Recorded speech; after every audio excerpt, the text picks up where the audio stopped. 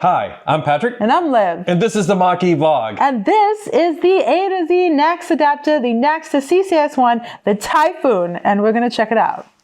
Let's go.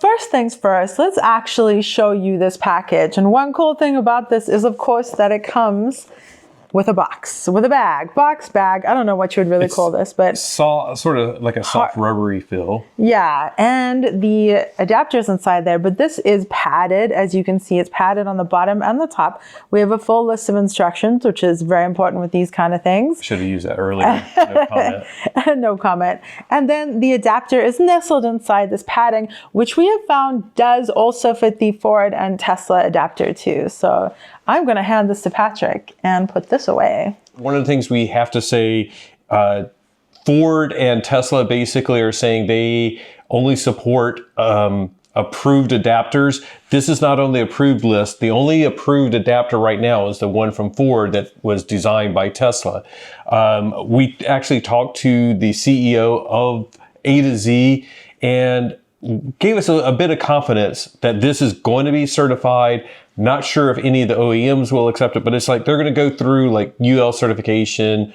It's going to meet all the standards, but they can't do that right now because those standards have not been finalized. So he gave me his confidence, you know, that this is going to be fine for you if you choose to use it. But we do want to put that caveat out there that Ford does not support this, Tesla does not support this, but it does work. Spoiler alert. But it's rated for up to 500 amps, which should be fine. The Mach-E won't take that much power, so it should handle, you know, whatever the Tesla Supercharger is throwing out and that the Mach-E is requesting. This should be able to handle it with no issues. It has safety features built in, so there's dual temperature sensors. So if it does get too hot, it can slow down your charging or actually cut off charging if it gets really, really hot. I believe it says that the temperature sensors are set for 85 degrees centigrade, which is basically 185 degrees Fahrenheit. And it has dual sensors in here. So this is it. This is the adapter. I'm going to go ahead and bring it up here so that you can see. It does have what looks like the AC pins, but just be aware, this is only for DC fast charging, aka Tesla Superchargers, or like ChargePoint and EA have talked about at some point they're going to add NACS connectors, so it would work with them as well. But for your level 2 Tesla chargers, you'll need a different adapter. So even though it looks like it has the AC pins, the pins are actually like silver coated copper. And I just actually looked it up because this feels like almost like a hard metal, like when you knock on it and stuff, but it's actually a flame retardant nylon. So it seems really solid. Like it almost felt like a aluminum alloy or something like that. Hold on. Got to do it by the mic. But it feels really, really solid. To connect it to the car, there's this latch here. And then to secure it to the Tesla plug, there's a latch here. So I forget which direction is which, but that is open and then locked. Is that correct? I can't. Is it hard for you to see? There you can see. I struggled with this when we actually used it earlier, and we'll get to that in a second. But it's like it basically says locked, and then you can open it up. So locked, if it's not locked, this is very key. If it's not locked, it will not charge your car. And then if it's not open, you can't get it off the Tesla plug. I mean, it seems straightforward, but you got to be careful because it's actually easy to, like, as you're finagling this to get it plugged in or whatever, you can actually accidentally like knock it. So if you do have any issues trying to get a charge initiated, just make sure you have the latch in the lock position. So it's a bit different. We are not going to focus too much on the Ford/Tesla NACS adapter. And we call it that because Ford gave us this one for free. but it's designed and built by Tesla. And if you are a Ford EV owner, you can go before June 30th and request one per Mach-E or one per Lightning that's on your account. So you should go and definitely do that. If you have another EV, not sure how they're going to handle it. Nobody's announced, Rivian, Chevy, etc. Nobody's announced how you're going to get an adapter, if you're going to get a free adapter or not. This one was free from Ford. You can't use the Tesla Superchargers, whatever adapter you have, until your car has been updated or authorized or whatever. For us, for Ford EV owners, there's an update that will come that says you can now charge at Tesla Superchargers. If you get that, then you can use this or that to actual charge. Not sure how the other manufacturers are going to handle it. So anyways, going back to this one, it's like a cheap plastic casing. I don't know if they have like a flame retardant nylon underneath. I can't take this one apart. That would not be a good idea. It does not have the AC pins at all. And to get it on and off, you use this lever here. And that's a metal lever. And I don't know if the plastic is cheap. It's just hollow. Like you can hear the material below. Yeah, but this is solid. It's strange. This is like for just appearances, basically. So yeah, if I didn't care about this, I would just pop it apart and see. And then to get it off of the Tesla handle, there's a lever there, which means this one is like a two-handed operation. So you have to like maneuver it a little bit delicately, but at the same time using force. So and we show that coming up. Going back to this, what else do we want to talk about before we get to the demo? I think we could just go right into the demo. So full, disclosure, we did the demo earlier. What happened was we were working, UPS came, they delivered this. It was like right before rush hour. So we jumped in the car, ran over there, filmed the demo without any prep or anything because we had to get some daylight to do that. And the sun was setting and everything. So we ran and did that. And now we're back here. So let's go to the demo. Okay, we're going to try plug and charge. And what I'll do first is use the NACS adapter that we got from Ford, just to make sure everything's working and verify. So the blue circle should come, the first blue segment. I forget which state of charge we're at. I think we're like at 20% or something like that, down relatively low. Within a few seconds, this should start changing to blue, flashing. That means we're charging and all is good. So the plug and charge worked with the Ford adapter with no issues. Now this one should be exactly the same. I'm going to let it charge for just a second. But if you notice, I put the Ford adapter onto the Tesla handle and then I plug it in. And to disconnect and to stop, it's the same thing, except we use the button first. Then we unplug from the car. And then on the Ford adapter, the button is here, or the latch is here, and we pull it like that, and then we're good to go.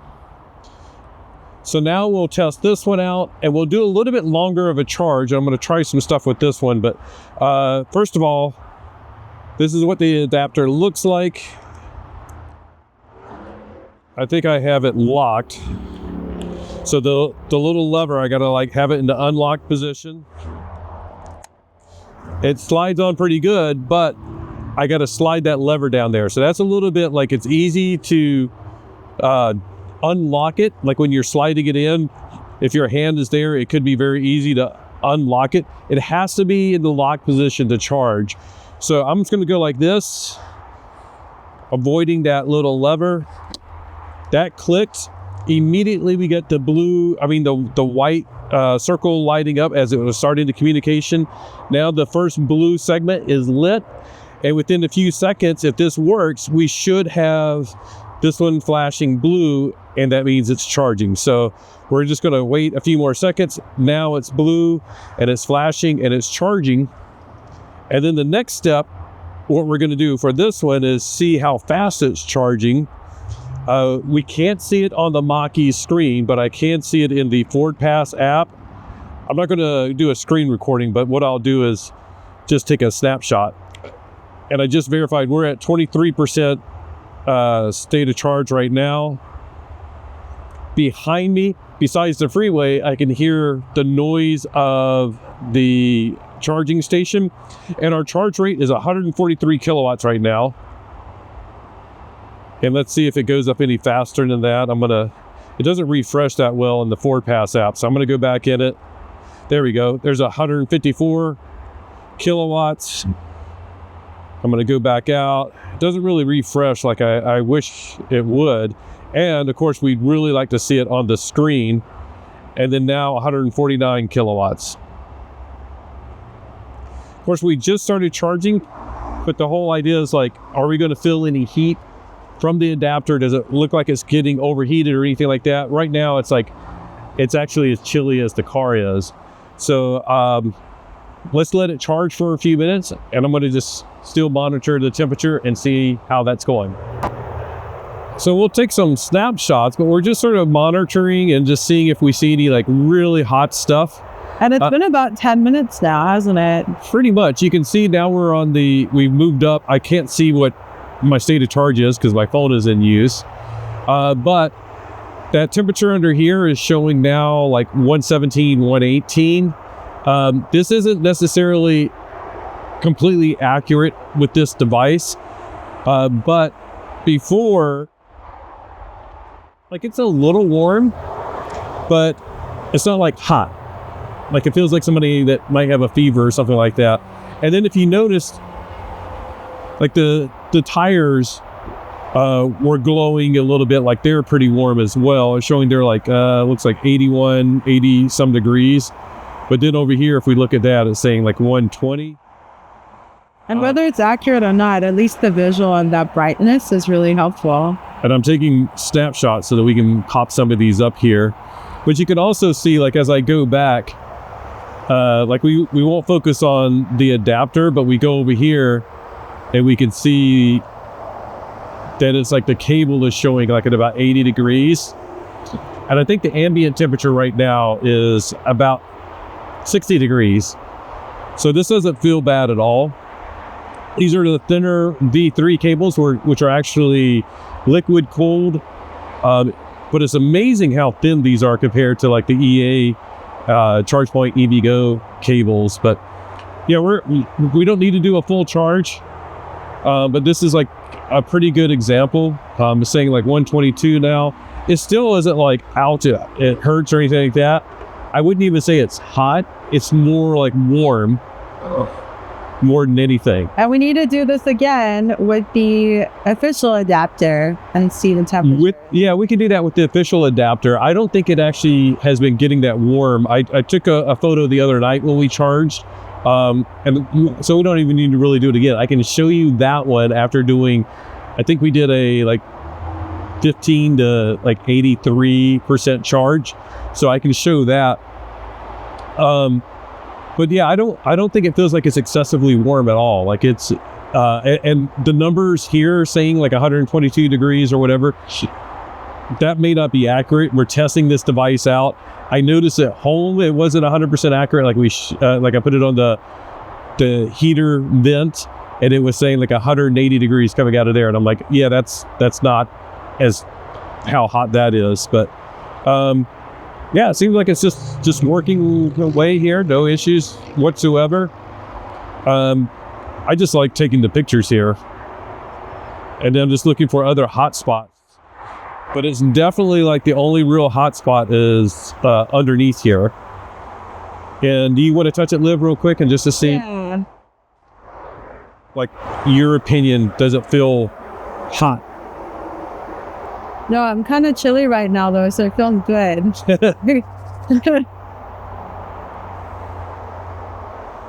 The tires are starting to even out, but it doesn't feel that much hotter than the tires. Yeah. Like my coffee cup is definitely a lot hotter. But was there any hot spot on that?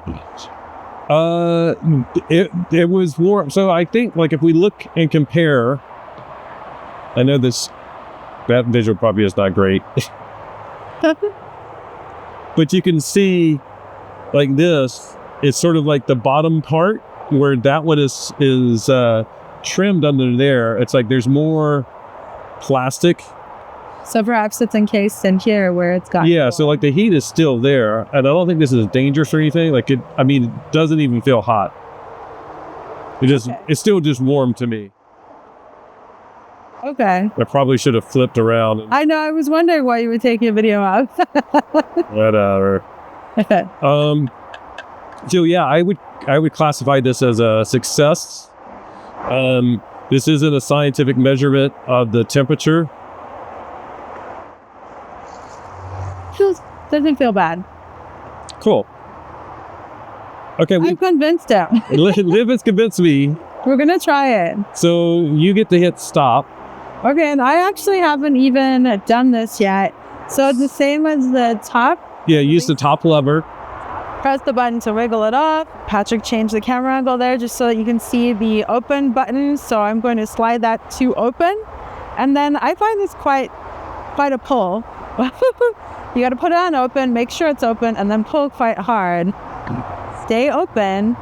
Woo! That's harder than the actual adapter so far. Maybe I'll get used to it, but put it in its little padded case. And now let's try with the OG. Nice click. You pop it in. We got the spinning circle of white. Let's see a blue bars. And as soon as we see flashing, we know we're good to go. And this should happen any second now, about 15 to 20 seconds if you guys don't know. By the way, we're being really redundant in all the instructions and everything. There it's flashing, just in case you didn't catch everything, because this is a lot of safety stuff. So now we're gonna let this cook a little bit, let it charge, and see if we can see any heat.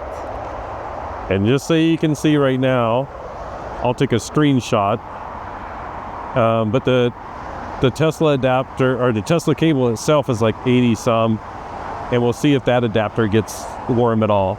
Yeah. All right, it's been like 5 minutes. Maybe 8 minutes. So the adapter itself doesn't really have any hot spots. I think right here on the charger, whoops, sorry. It's hard to do both. Right about there, it's like the 90 something degrees according to this. I'm gonna go underneath a little bit. And this doesn't really focus that well up close. Here we go. I'm gonna take that photo. It's like a tiny bit of warmth here, but not really anything. Like 75 degrees. Still, the hottest part is technically right around the handle, and it's not even as hot as a human. It's like 95 according to that. So let's do a photo back here. Actually, it's saying this point right here is like 89 degrees, so. But again, this one didn't feel like excessively hot. Actually, here's interesting. I just realized it still says like 90 something degrees. 2 degrees, so. It does get a bit warmer. Like it just feels warmer now than this feels. Do you want to hold it real quick? Yeah. Oh, and it's in that spot. Yeah. I mean, at the moment, these don't lock, so we're not leaving them alone with our cars anyways. But I feel like I would want to be around the vehicle charging to see how that looks. Yeah. Check the material multiple times. So I think we could wrap this part up and then just sort of do a wrap-up summary of like, this is working fine. Of course, the other one was working fine. I'm gonna go ahead and hit stop. Here, give me your camera. I'll drop my phone. All right, now let's see how you remove it. Oh yeah, like this one again, and we've done this like 15 times already. I totally I spaced it with our adapter for a second. Let's, I've never actually detached this one, so there it is. Then you have to switch over here, hit the lock. Now it won't come off. Now I hit open. You see what I mean? Yeah. That open button, and turn towards us so we can see your struggle.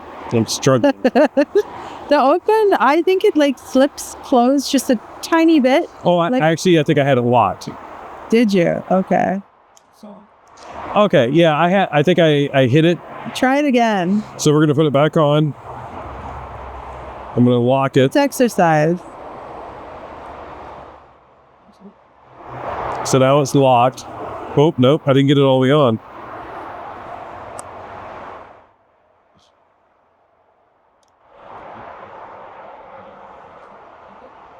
Okay, yeah, now it's locked. Now I'm going to slide it so that it's open. It's not so bad. Okay. Yeah, it's just a matter of my hand hitting this. Do you think it's as easy to pull off as the OG adapter?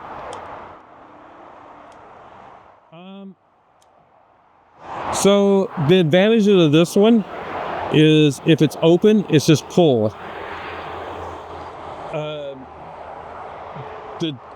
The issue that I have with this one is you gotta push the lever and pull. So you have to have two types of dexterity to remove it. Right.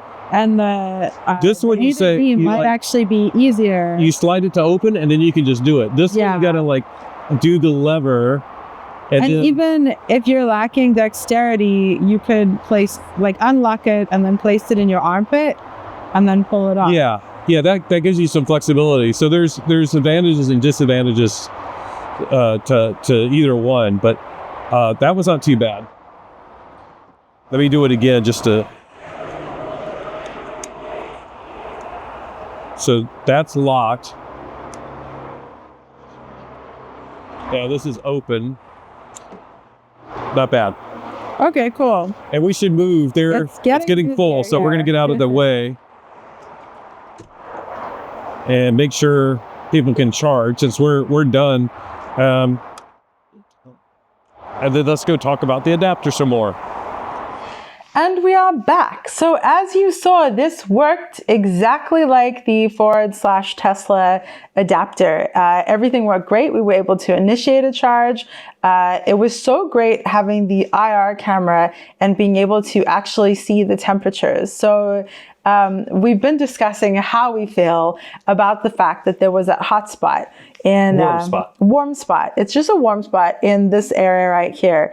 And I personally don't know how I feel. So I feel like we just give that information to you guys and you do what you want with it. The fact that this is flame retardant nylon and it's all it feels quite hardy, all seems great, but I don't know what it means that part is warmer. We are regular consumers that are just enjoying educating ourselves and sharing that knowledge with you guys. But if you are an expert on this stuff, perhaps you can share your knowledge too. So, and this, while we were there, like I said, we had rushed out just to go film that demo. So like looking at the IR stuff then and whatever, was not necessarily prepared, but now looking at these two side by side and seeing sort of like this is like just for appearances purposes only plastic, and this is like the actual casing of it. Now my conclusion is that the only reason we were seeing it is because they didn't have a big plastic area to cover it up. So I don't think it's a big issue at all. Likewise, we just don't know. And just so you know, like the tech specs of this is rated for up to 500 amps, and A2Z has rated this up to 500 amps. It hasn't been like UL certified or anything like that, which I would normally want to see, but the standards for this J3400 plug or adapter, as it's now called, has not been finalized yet. They're still going through the final specifications for all of this stuff. So nothing can actually be certified.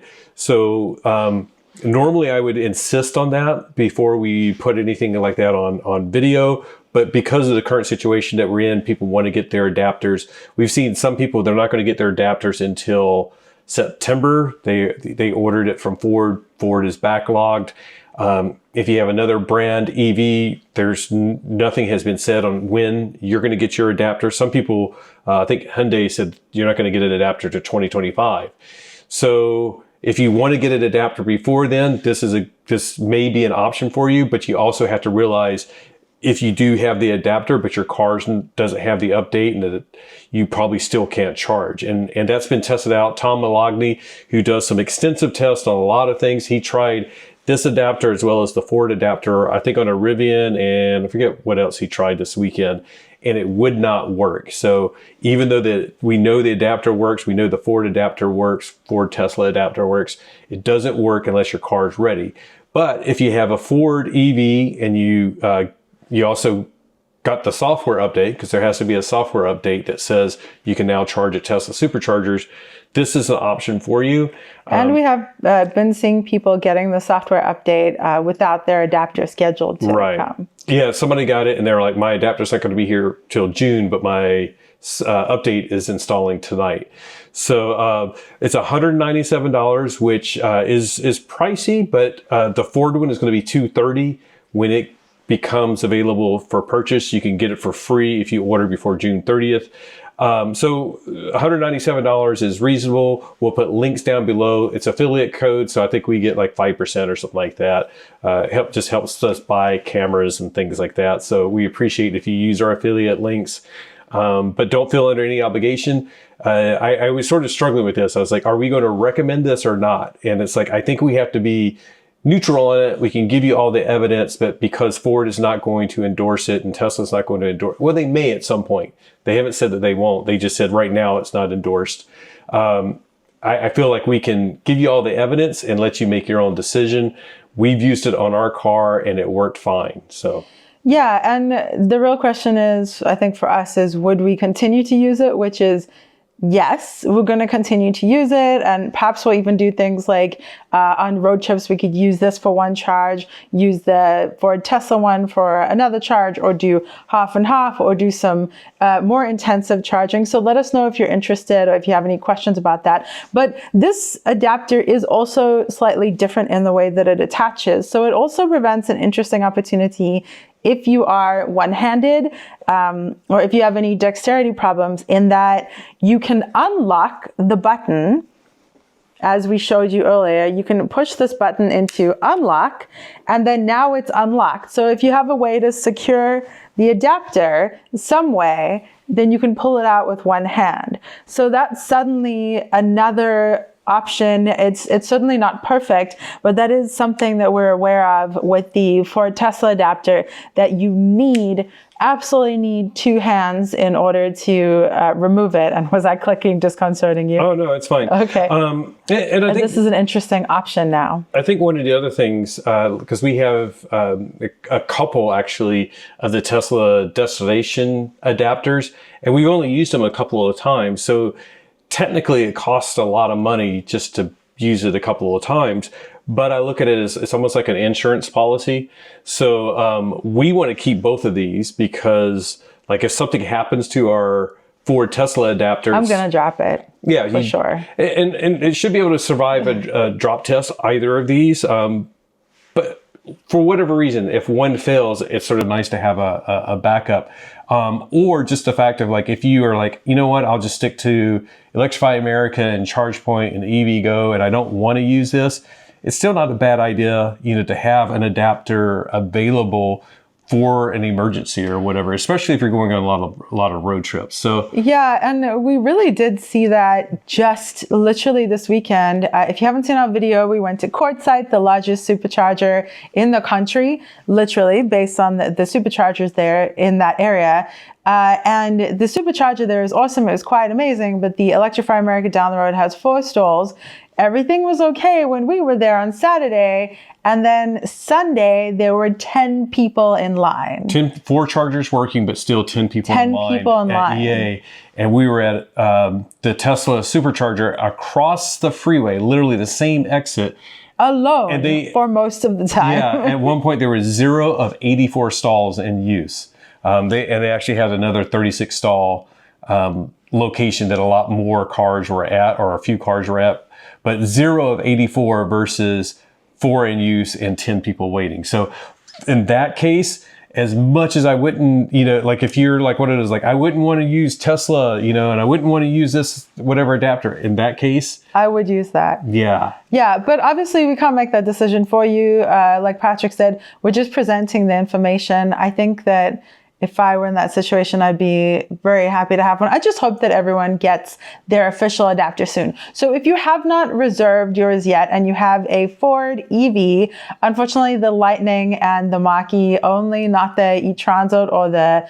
Our friend's going to try it tomorrow and see if he can order one. Are they? Yeah, oh, okay. The Ford Focus Electric had a couple of years of CCS options. We don't know if they're going to be able to even use an adapter, but they're not in the free adapter program for sure. But if they have the VIN, we could try. I know. Interesting. Yeah. Intriguing. Yeah. We're going to try to answer more questions. We're going to do more videos on NACS in general. We've already done like 4 videos, road trip, visiting large superchargers. But we have some more coming up. We're going to answer all your questions. So keep putting questions down below in the comments. We're going to try to answer all of those. There's so much to cover really with this. It's a huge step forward. And this is one of the questions people were asking is like, if I'm not going to get my Ford adapter till September, can I use A2Z? Yes, you can. That's the short answer. Yeah, and we're really excited about this NACS thing, not because we wish we had a Tesla. We love our Mach-E, we love a lot of EVs, and it's amazing to see other EVs have some equity, some sort of, I don't know, equal ground in the charging landscape. It sucks when something's proprietary. So this way we can all charge and we're all part of making EV charging better, right? But I'm excited to see other EVs out there. So hopefully other automakers start providing the update so that you can use this. So like we said, if you don't have the updates, you can't use this adapter at all. But hopefully your automaker starts pushing those updates early or something. Who knows? We don't know how it's going to roll out. We just want it to hurry up. So yeah. On that note, thank you for watching. Thank you for watching all of our NACS content. This has been our best week on YouTube in the past 7 days that we've ever had. We haven't slept. like double. Yeah, we're You might be noticing as we get like crazier as the time goes on. We're not sleeping. We're really excited about this and the opportunity. It's just good content that people are asking for. So we're trying to do some crazy things like drive for 14 hours on Saturday, edit for 12 hours. And we do have day jobs Sunday. that are very demanding too. So anyways, we're not complaining. No, it's great. We it's love awesome. doing this. But thank you so much for watching. We're just explaining why we're getting a little crazy. Thank you so much for watching this video in which we showed you the A2Z Typhoon. See, I got it right the first time. Easy. The A2Z Typhoon NACS to CCS1 adapter. Huge thank you to our patrons who are now blocking out the Typhoon. Right now, they're blowing the Typhoon away as the name scroll across the screen. We appreciate you guys so very, very much. A huge thank you to our YouTube members who also contribute to helping us get things like this new camera, which we are filming on right now. And they get things in return, like little fancy pony emojis. You're being so weird. No, this is like if they were in the Mach-E and they're getting plugged. You're being charged. You're being next. And on that note, just remember that whatever you drive, whether you're stuck with this crazy guy in the car or not, or charging with an A2Z or not, or Ford NACS adapter, whatever. Enjoy the ride. Bye. And stay charged. Stay charged.